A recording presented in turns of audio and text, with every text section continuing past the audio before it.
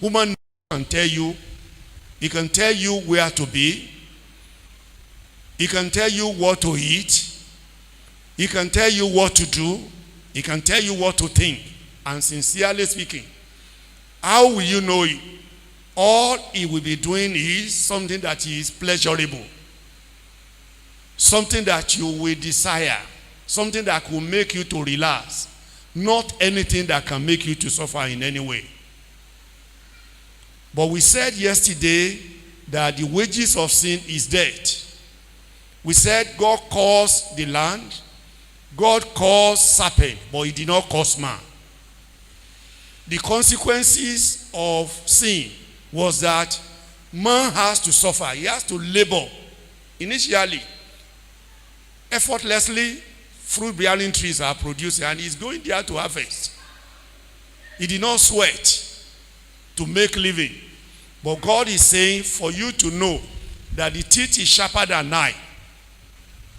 The food will not forthcoming. We can't be sponsoring somebody that does not belong to us. We can't be investing into your life and you are serving Satan.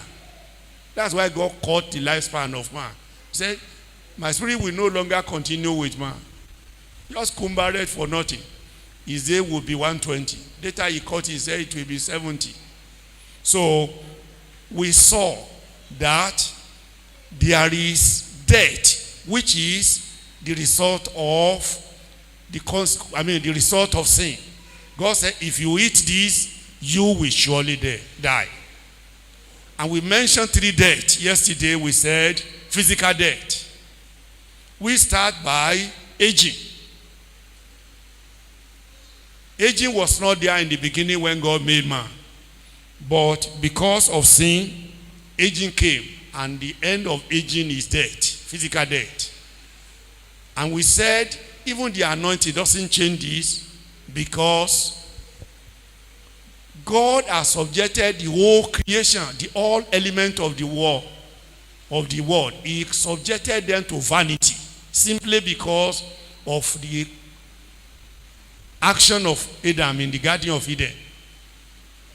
So we said there is spiritual death that occurred immediately, and that was what gave opportunity for human nature to take over in Adam. Then we talk of eternal separation, eternal death, because we said death is separation. That eternal death is what God has made in such a way that every soul that is redeemed will not partake in eternal damnation, eternal death.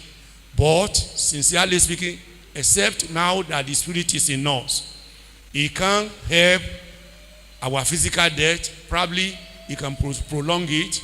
Then he can help spiritual death. We are no longer spiritually dead. And by the grace of God, eternal death is separated from us. But however, as long as we are in this body, we must be ready to suffer, because what God has considered the way out of sin for freedom is suffering. Don't forget what we said yesterday, that when God caused caused the land, he brought consequences. He made life difficult. Many terrible things were happening, which we said they were the result of punishment that God was bringing, which is the penalty of sin. But it is not only punishment that end it, where it will end if action is not taken. If proper step is not taken, is eternal separation from God, eternal death. But look at what we are saying. Iniquity was found in Satan. And it is that same iniquity we saw in the woman. Why the woman disobeyed God, that's disobedience. And when he disobeyed God, pride made her and her husband to be independent of God. That is called wickedness.